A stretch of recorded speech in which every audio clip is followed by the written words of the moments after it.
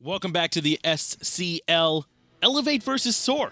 That's going to be the last set here of the day, and it felt like a long one here, Aggro. You ready? I'm ready. I mean, these are two teams that need to try and battle it out for seeding. I mean, remember, every NA team comes to LAN, but getting yourself some momentum during the last week against an opponent that, you know, both these teams have struggled so far during this fall split, just getting even a little bit of momentum coming into LAN can be crucial. You're right. Not just getting the momentum, but getting a chance to go in thinking, well, okay, we did win some games. We didn't literally go without winning a single one. I believe it's Elevate right now, who haven't won at all. So yeah, they need a win. they've got a big goose egg right there, and this is the perfect opportunity for them to find their first victory, because SoaR made some roster changes. They've got some new faces there, and we'll have to see how they're able to match up. Well, we're going to be able to see it right away here. We got picks and bans ready to get this set underway. See if they try and prioritize some picks to get some of those new members feeling a little bit comfortable. Now, it's the duo lane for Elevate that I think is going to be the storyline for them if they're able to bounce back. It's Cameron and Kenshin being reunited after their time together on the old Aware squad that last season that ended up going to the semifinals at Worlds. How well can they start to mesh? Because in their first week together during week 4 of the SCL, didn't really look like they had played together in a while, and that was the case. So how much synergy have they been able to gain off that bye week? Right away, we're seeing Artio get locked in. SoaR had to ban away the Amuzin Cobb, who's been a big-time value pick so far, and that leaves Artio available for Elevate.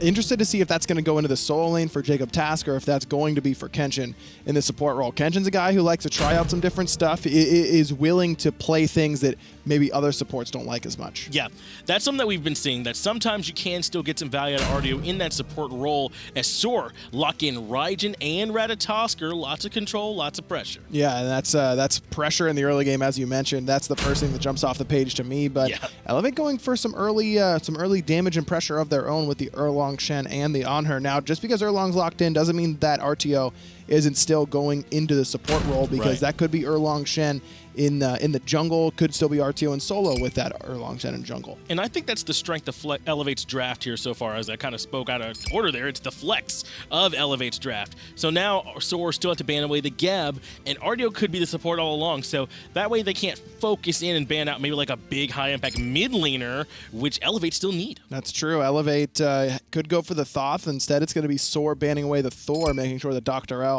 isn't playing one of his more comfortable characters in that jungle. And Thor would synergize well with what Elevate have thus far, would kind of fit in with that early pressure that they want to go for. We didn't even get a chance to mention Athena was what was locked in for SoaR, likely going to be their support as they add Raijin to their growing roster already. This is looking like, I keep saying pressure, but that's what it looks like. Athena everywhere. Ravana, it seems like he's everywhere. Yeah. Rat, literally everywhere. Now, Ravana not going to be in the jungle here, I'd imagine. That's probably going to be Ratatoskr in the jungle, so not quite as potent in solo as he is in the jungle, but still can have a very strong laning phase. And because of that, Elevate able to pick up their preferred mid laner in Zeus. They got that locked in, along with Cabrakan, who with those walls can really create a nightmare for some of the SoaR roster. Cabrakan for DoctorL is one of his comfort picks for sure, and I love this selection in particular against this roster from SoaR. Ratatoskr and Athena are both going to have a lot of trouble getting away from that Cabrakan whenever he throws down that ultimate and starts to tremor. Let's go ahead and take a look, make sure everything's going where we want. We got Mollusk. There's going to be the one that's taking Ratatoskr into the jungle role as we expected. JacobTask taking Ravana over into the solo lane, MedievalDoc with Athena. So those all lining up where we are, but that gives us a chance to talk about here how Mollusk is coming in here, coming in for relating for them in the jungle role, as well as Mr. White coming in for Keji, going to be the AD carry for him, the Hunter piloting that Hui. Yeah, pretty surprising because those two had been performing pretty well for SoaR. I mean, this team as a whole had really underperformed up until this point, but a little surprised to see these changes being made. I mean, Mollusk is a veteran presence. Yes, he's been around the league for a while, spent the majority of the season coaching for Astral Authority. Is he from PC? Yeah, he is. Where'd you get that from? I just guessed. Yeah, pure luck as DoctorL takes a good bit of poke, but Challenger does as well. Look, Mollusk has been in the league a long time and played for multiple different teams, and frankly has not been very successful everywhere he's gone.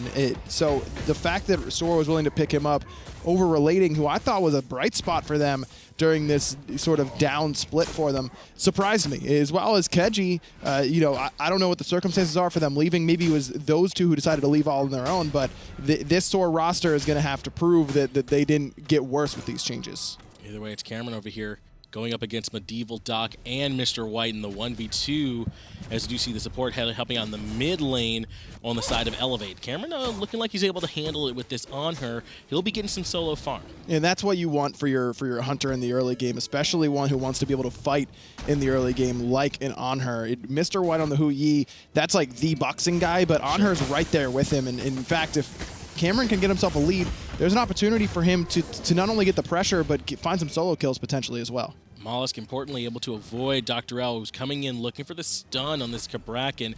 Getting off to an early start's really going to be big for DoctorL here. We've seen Cabrakan be able to have some impact, but when he falls behind, he just gets blown up in those tremors. Very easily, and there's plenty of damage for SoaR to do that should DoctorL fall behind. But if I'm DoctorL, I'm looking at the enemy jungler Mollusk, because he went for the Aegis Amulet instead of the Purification Beads, which means that blink stun, you don't even need to blink potentially. As soon as he tries to initiate with that Ratatoskr ultimate, just stun him out and blow him up before the Aegis ever comes out. Pretty risky relic selection here for Mollusk. And tell me if I'm assessing this right here, Aggro. It feels like SoaR Gaming are feeling a little bit more pick-oriented, while Elevate would much rather have a big 5v5 team fight. Well, Elevate has the opportunity to find picks as well. I mean, either side can really bring that quick burst damage that no one's really expecting. I mean, Kenshin is going to be able to put out big damage in the early game because he's playing a warrior with Death Toll. It was actually the Erlang Shen heading into the support role, whereas Nexamiss is playing on this Artio. Look, if anyone's out of position and they get hit by a Cabrakan stun into a Zeus ultimate, it doesn't matter if it's 4 people there or 1 person there. They're probably going to end up dying. But I don't disagree that Elevate's team fight composition feels a little bit stronger to me because of how much more area their abilities cover as a whole. Now, Mr. White versus Cameron in the team fight is going to be the big difference for me. I mean, how good is Cameron's pillar placement going to be? One of the most underrated parts of playing Anhur at a competitive level is how good those pillars are, because just a massive AoE slow is what makes Hu Yi's ultimate so strong, but for Anhur, it's just a regular ability. And Mythic and DoctorL already able to rotate on over here to try and help out a little bit, but instead they're just going to have to back off. Not able to get there before Mollusk can start working on those fire elementals. Instead, JacobTask taking the 1v2 here in the mid lane as Mollusk rotates back over to mid, so as long as he's okay on that Ravana, this should work out for him. In the Ravana up against the Artio, you expect JacobTask to have the better end of the pressure, but Artio being a little bit different than most Guardians, and when you see your Sobex and things like that, they're going to be pushed under tower and not get a lot of farm. Not really the case for Artio, who can clear just about as well as a lot of warriors, so there's no surprise that it's actually Nexamiss and DoctorL going for the invade on the right-hand side. And sometimes when you take the tankier jungler in here and your opponent has the just straight up assassin, you can kind of come out with the team fight relic advantage. But DoctorL, because he's Cabrakan, he had to go in with the blink, and Mollusk is okay going a little bit more selfish now with an Aegis on his, so you don't have that deficit you sometimes have when you got that warrior jungle. And the supports and solo laners for both sides end up together getting sprints and shells for their teams, but in different spots. Sprint for Nexamiss to make sure that he can get away from the constant slows that the Ravana and the Ratatoskr are going to be putting out, whereas it's going to be sprint here for MedievalDoc to make sure that he can try and get everyone away from the slow of Cameron, in that from Mythic as well. And Cameron is going to be looking to have a big impact in this game here for him. You talked a little bit about how the impact between him and Mr. White is going to be important. I think that's going to come down a lot to how well he's able to use that Desert Fury. We talked about the AoE that Elevate have. If they're able to make sure they're hitting multiple members in this team fight, that's going to be a big deficit for SoaR. Absolutely. I mean, Elevate just has so much AoE anyways. I mean, you look at Tremors, you look at the Lightning Storm from Mythic, the Chain Lightning from Mythic. Kenshin can taunt in multiple people, pin multiple people. Everything they do is AoE outside of Cameron, but even that giant slow field, as I was talking about, sure, is going to be impactful. So SoaR need to be spread out enough that they're not getting hit by all those damage sources at the same time, but also grouped enough where the fight doesn't end up getting split and they won't be able to deal any damage to these frontliners of Elevate, because they've got a triple frontliner composition that's very tanky. It's going to be hard for SoaR to bring down these tanky members unless they can focus fire them together. And I think that's why we see Zeus picked up for this composition too. If you're going to pick a composition that's so frontline, and I don't think they're going to be wanting for damage, but Zeus, Mythic on the Zeus, certainly make sure that there's no chance of that. They're going to have plenty of it as long as they can keep him alive. Yeah, exactly. But a lot of it is magical damage for Elevate, and if Cameron can't really pull the weight of the physical, then it'll be pretty easy for SoaR to just stack things like Heartward Amulet and the Genji's Guard and the Oni Hunters. Those are great, efficient, cheap magical protection items. It used to be that making a magical heavy composition wasn't too bad because magical defense items weren't particularly efficient. Not really the case anymore. Sometimes it's best to be able to stack magical defense. So Cameron has a lot of pressure on him in this match to make sure that he's putting out enough damage to make SoaR want to build against physical. That's going to be the call for Elevate coming out here. In particular, getting a good performance out of Cameron, as both of them choose to go with that Warrior Tab-I start, instead focusing on the physical power from instead of, like, sometimes we see Ninja Tab-I or even a Devo Gloves rush. This time they're both kind of playing a little slow. Yeah, I think it's usually better to go for the Devo Glove rush because you can get away without the mobility in the early game, plus it gives you a big head start for your stacks. And 70 stacks, while not, you know, as hard as the 100 stacks for Warlock Sash, it still take a while to get there, but both of these guys seem to be willing to rotate towards mid a little bit earlier so that their Warrior Tab-I start makes more sense. MedievalDoc trying to help contest this red buff, instead catches half his health bar for his trouble. Mr. White drops the Suns on top to try and create a little bit of space for him. MedievalDoc doesn't seem ready to give up on this just yet. Taunt goes out, and Mollusk is up in the air, waiting to come crashing down. He does in the back. That puts Mythic into a tough spot. He falls for first blood. Kenshin in some trouble now as well as Shalibur's up into the Taiko drums. There's the ultimate from MedievalDoc, and it'll confirm both kills on the left side of the map going SoaR's way. Mythic just, I don't know really what he was thinking there. He's got to use the detonate to poke out MedievalDoc. Look at how low the Athena ends up being. At least make him think twice. I mean, he had 3 stacks on him for a while, and that ultimate trying to predict where Mollusk was going to come down with the rat ultimate was just way off the mark. Good taunt coming out from MedievalDoc to prevent the initial engage from Nexamiss, but it's not going to be enough to slow down the Cabrakan here. DoctorL also having trouble, but Mollusk able to squeak between the wall and the walls Cabrakan made. I can't believe that rat fit through the tiny little crack there as a nice double taunt from MedievalDoc. That dash was so weirdly spaced and angled from Mollusk that it ended up working out. I'm sure Nexamiss did not expect him to head to the left. You saw Nexamiss kind of angled towards the right side of those Cabrakan walls, which would have caught Mollusk mid-dash with that bear swipe, but a little bit of craziness ends up getting Mollusk out of there. Either way, it works out huge for SoaR Gaming now, who have the first 2 kills of the game. They go up a little over 1,000 gold as a result of that, and they put those kills onto someone pretty important, Shalibur in the mid lane on that Raijin. Yeah, Shalibur's the guy for me. If SoaR's going to turn this split around and have a big performance at LAN, I'm going to be looking at Shalibur and MedievalDoc in particular. I mean, these guys have been around the league long enough now and have proven that they can play at a top level, but this team around them just hasn't really been able to match up with that in my mind. Also keep in mind that Medieval and Shalibur both have played at LANs with each other under this SoaR tag during Season 4. Specifically at Valencia, Shalibur had a really good performance while the rest of SoaR really did not. Medieval had a great performance at the Spring LAN where SoaR performed okay as well. So these guys have potential. Mollusk is up into the air trying to keep JacobTask alive on the back end, and the defender of Olympus starts getting channeled by MedievalDoc, but they realize they can't keep pushing in. It's a good thing he was looping around, though. I think they were considering going in on JacobTask. Yeah, that sprint comes up big there for Elevate, and JacobTask does a good job of baiting, but Mollusk just inaccurate with the ultimate. Could have had an opportunity to try to get a little greedy, going for both knockups instead of just one. Cameron and Mr. White looking for a bit of a man fight over here. He commits the ultimate onto the wave just to keep him from pushing. Cameron gets a nice stun, but takes, I think, a lot more poke than he was expecting. Mythic committing the ultimate on the right-hand side, able to clean up MedievalDoc, and Cameron just barely avoids the ricochet. That time, Mythic's ultimate gets a lot more value, and they're able to get their first kill of the game.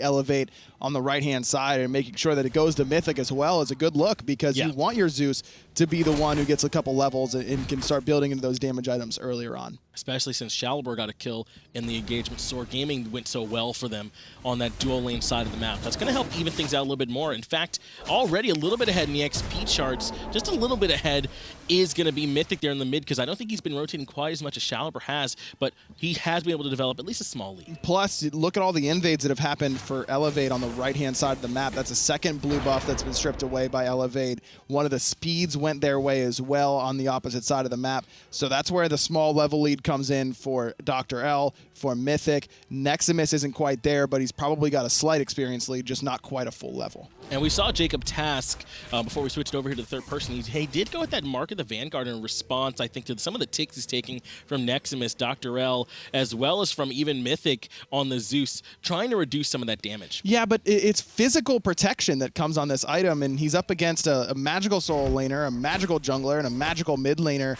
Kenshin's not going to be over there very often, and doesn't have any ticks anyways, and neither does Cameron on the Hunter role. I understand that there are some small instances of damage you want to immune, but this is more for me to protect against the minion damage that he's going to take from trying to box it out against Nexamiss. That being said, I still don't think it's the best option for him against the three people who are going to hit him the most in the early game, all being magical. And he recognizes, too, that he's going to have to try and get something about that. Looks like he might be starting to go for the Hide of the Urchin, but as he said, might have been better off going with it's a solid magic defense item, but Urchin stacking it early either way is usually a good way to go. You know what? I am still shocked at how little we see of Runic Shield in the early game against Guardians in the solo lane. I mean, it's magical protection, it's physical power, it's a very cheap item, and you take 50 power away from your opposition. That's more power than Nexamiss has right now. That means he gets 0 scaling on all of his abilities. It's more damage than DoctorL has, basically, even with the pen boots and working towards the Void Stone. And even when he completes the Void Stone, you're getting scaling off of a very, very low power number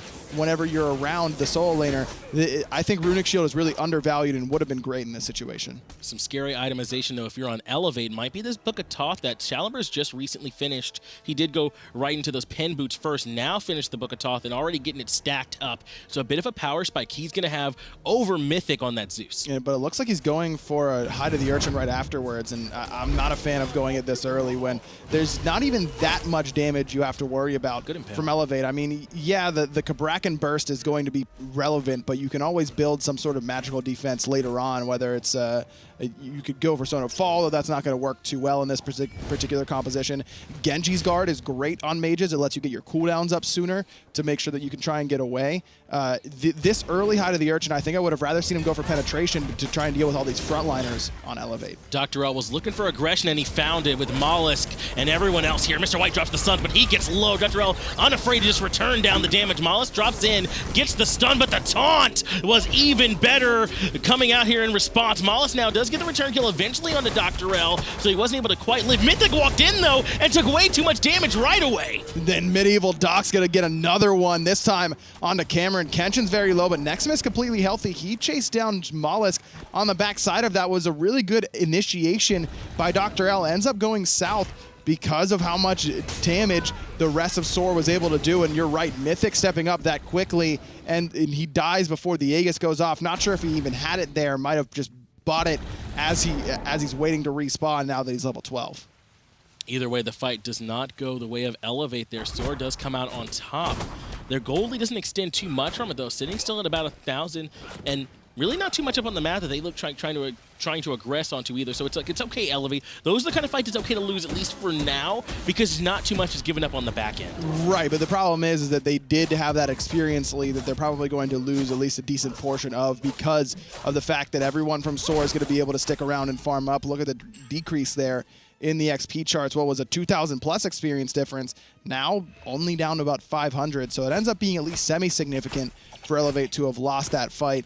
And again, going back to itemization, I didn't like the Mark of the Vanguard for JacobTask, but I do really love this Enkile for Mollusk in the jungle. It's magical protection against the 3 magical damage dealers on the mid and right side of the map, and that passive of silencing out any enemy that hits you with magical damage around you is going to be really impactful because of things like Cabrakan. Blink from DoctorL, but he just couldn't find MedievalDoc. Commits the ultimate, but I don't think that's what he was looking for. MedievalDoc still moving forward, gets taunted back in. Cameron eventually able to clean that one up, but they've committed a lot here so far. DoctorL going to find the stun again onto Shalibur. Another one waiting for him. Shalibur going to be able to get away with that Thunder Crash. Those absorb stacks coming up really big there for Medieval. Athena kind of a soft counter to Cabrakan because as she stacks up that passive ability of the 1 as she dashes through minions or gods, whatever it may be, to get those block stacks, then you have to strip those away with that Cabrakan 1. And DoctorL just kind of swimming at her trying to get the stun off, but wasn't able to strip away all those block stacks before his time ran out.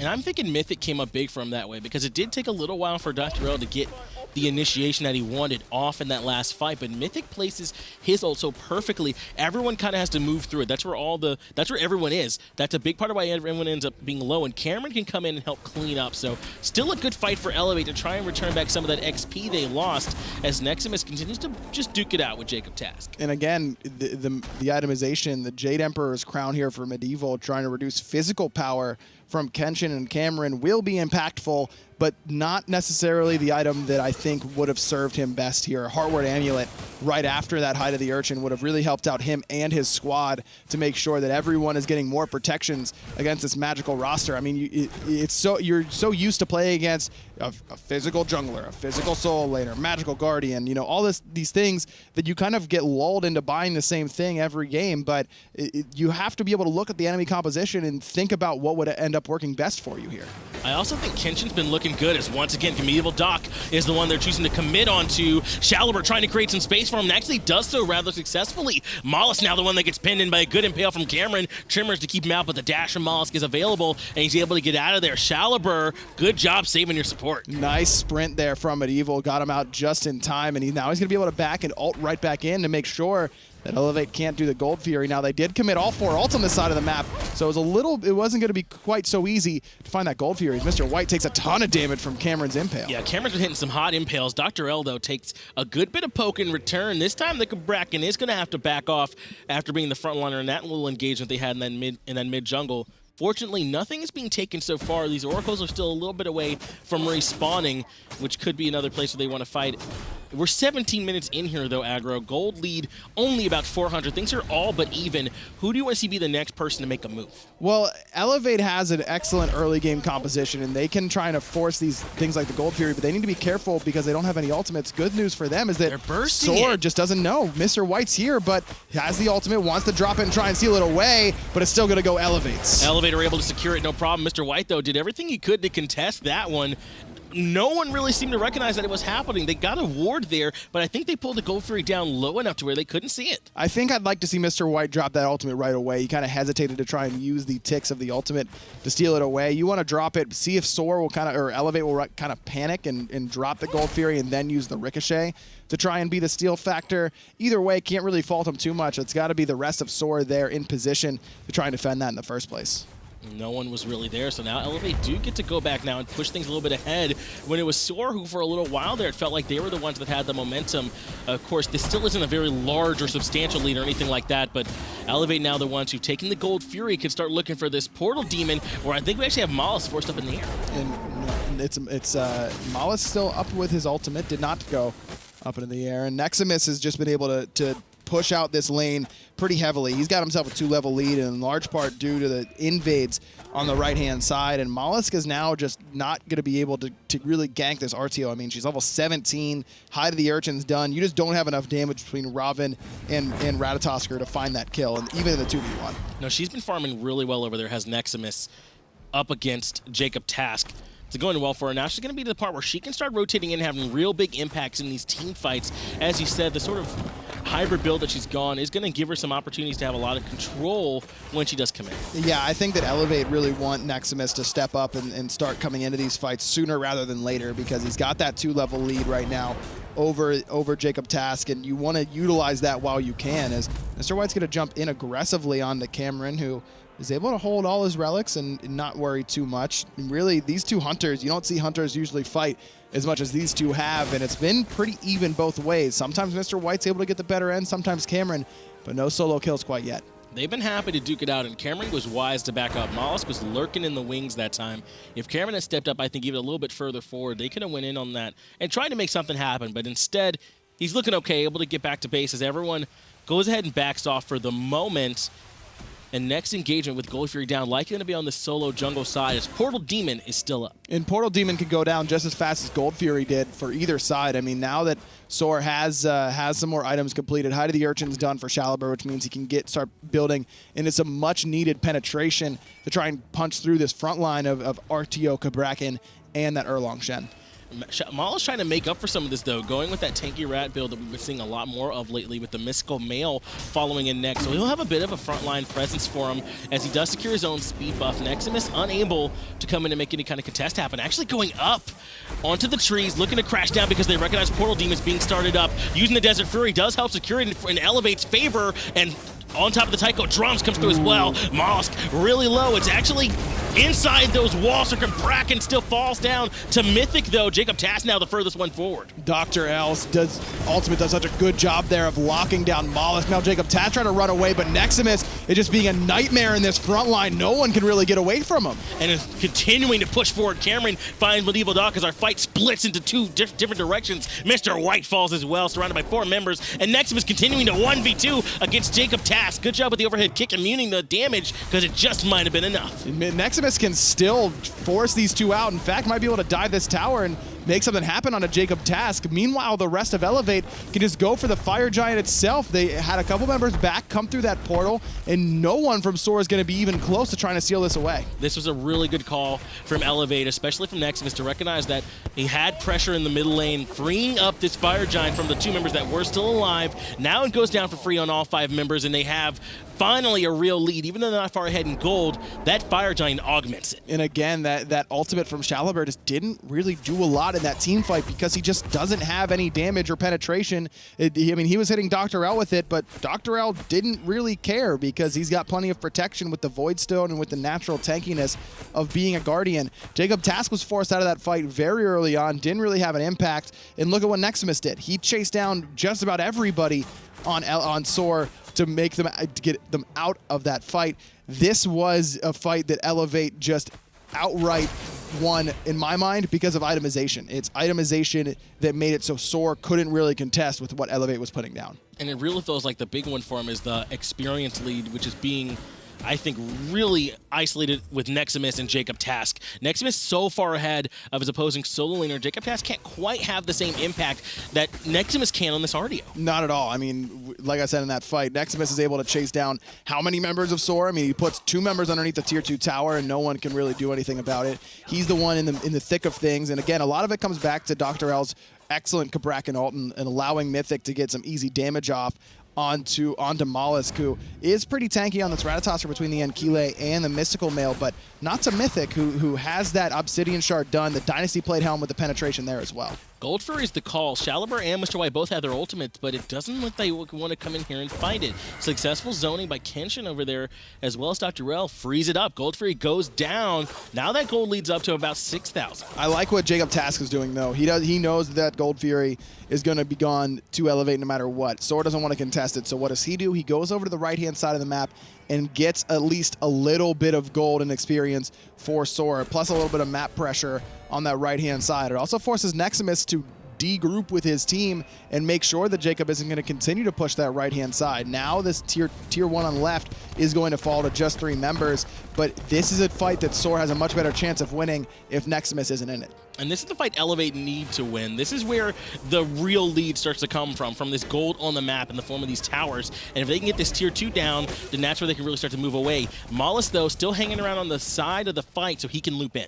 And has that ultimate available, so doesn't even need to loop all the way around. SoaR need to realize that was their best opportunity to take a fight. They would have been able to engage onto Elevate and fight them for a solid 10 seconds or so before Nexamiss could have gotten to there to impact the fight, but they would have forced them into an engagement outside of their own tower. That's because of Elevate's positioning and understanding that was SoaR's best opportunity to fight. Still think that was the right opportunity to engage, but you can understand why SoaR was hesitant. And this is good. Elevate now have split up the defense of SoaR Gaming. They were never able to establish onto this tier 2 tower in mid. Instead, tier 2 falls for free, and they could rotate over and take tier 1 and left too, as SoaR Gaming weren't able to group here in time either. And another 1,500 gold going to go down. That means only 1 tier 2 is left standing, and that's on the right side of the map where Elevate can just waltz on over, take that, then back up, take Portal Demon, and be ready for the next Fire Giant, no problem. And this kind of feels like the worst case scenario for me in this one, because now they gave up all that extra gold and lead without really ever putting up any kind of fight in this one. I know that maybe that would have been the ideal way to fight for them under the tier 2 and mid, but doing nothing just lets the league get worse. Exactly, and SoaR have had this sort of struggle for a lot of this split. They just seem to be lacking a leader who's going to let them know where they need to be and how they need to play the game, and in order to win these close games with similarly talented teams, because there's plenty of talent on the SoaR roster. the only explanation that I can come up with is that they aren't working well together as a unit, and part of that is the communication, and you need the guy to step up and be the guy for you in those comps.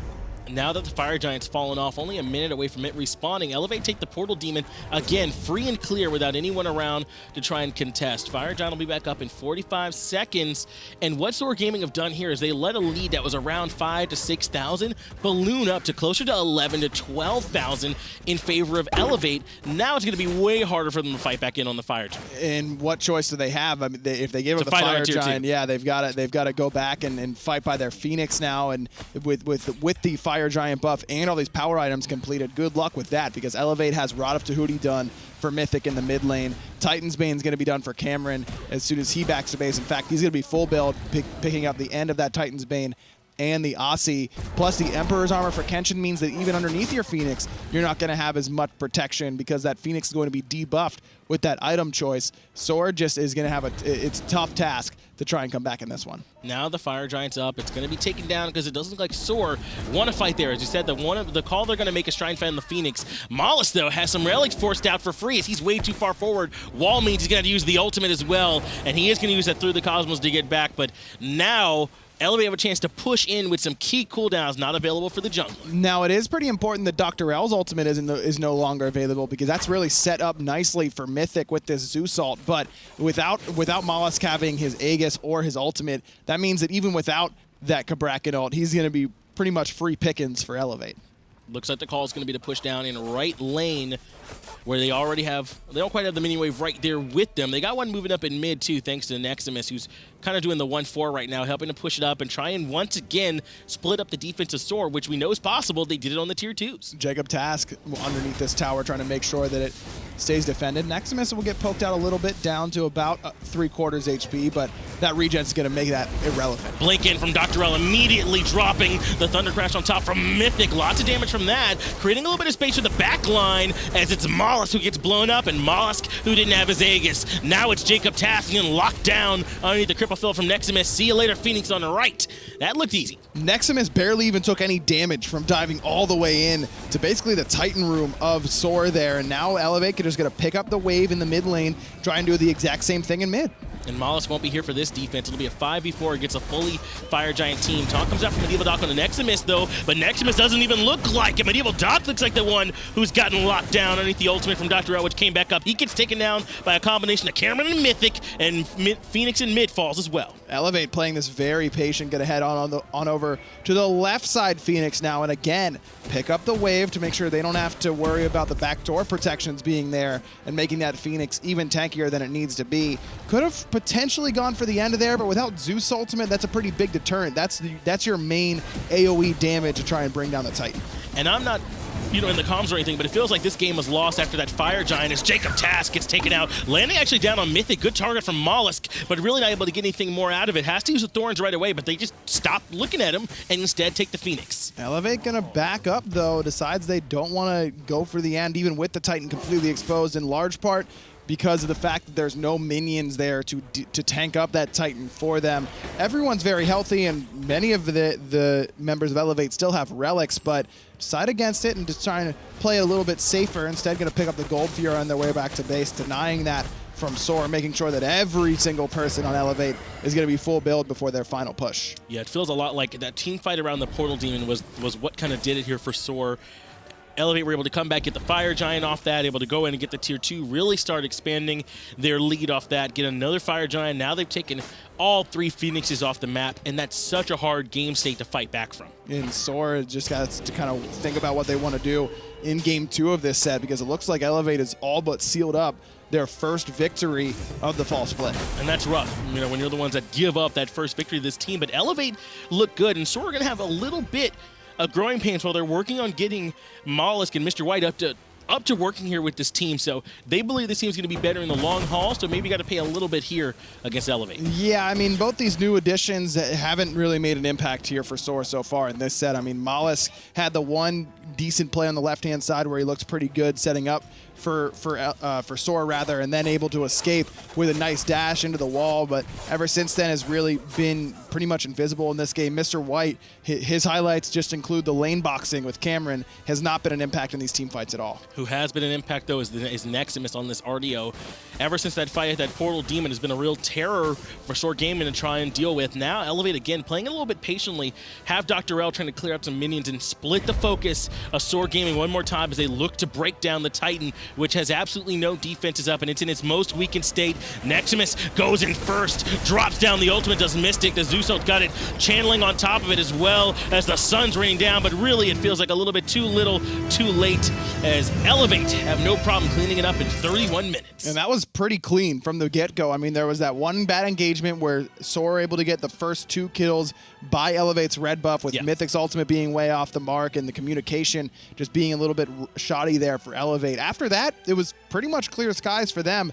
Excellent positioning by DoctorL, who really ended up setting up for Mythic a lot in that jungle role. And as you said, they were in particularly able to punish Mollusk on that Ratatoskr. I feel like Cabrakan in particular, locking him down, they able to get a lot of damage. Where's that damage coming from, though, was that Zeus, man. Mythic looked real good in that game. Without a doubt. When you've got 3 frontliners, you're able to do a lot as a Zeus. You don't have to worry about getting dove nearly as much, and you can count on your frontliners to lock people down and set you up for lots of damage inside that ultimate. And this is kind of exactly how we laid the game out, though. They had that really heavy frontline presence, and instead of wanting for damage, you put a Zeus back there who can just drop a big area where everyone in it, I choose you to die. And that's sort of what happened there, particularly to Mollusk. That's exactly the engagement we're talking about at the Portal Demon. And I loved the early penetration that Mythic went for as well. I mean, pen boots right into Dynasty Plate Helm. That means that even the Athena for MedievalDoc is not going to last long inside that lightning storm, and that was the difference for me. I mean, it was that Medieval was falling very quickly in these engagements because of Mythic's penetration-oriented build, whereas the frontliners for Elevate really weren't, because there just wasn't enough pen between the Unkile build for Mollusk, who's really relying on the prot shred from the second ability of Ratatoskr, and then the third item, Height of the Urchin out of Shalaber, meant that these frontliners just got to be even tankier than they really were. And you pointed out early on that they were pretty reliant on magical damage, and that only really became a problem if itemization was correct from SoaR Gaming, which it kind of never felt like it was. So even though they didn't get a huge impact out of Cameron, I mean, not to say he didn't play well, but they just didn't need him. I mean, everyone else in the team did so well, too. Exactly, and that's kind of the Hunter's role right now. It's kind of the auxiliary plan. If your 3v3 doesn't go well, if your right side of the map doesn't go great, that's where your Hunter, who's getting all the solo farm, needs to come in and save the day. And I feel like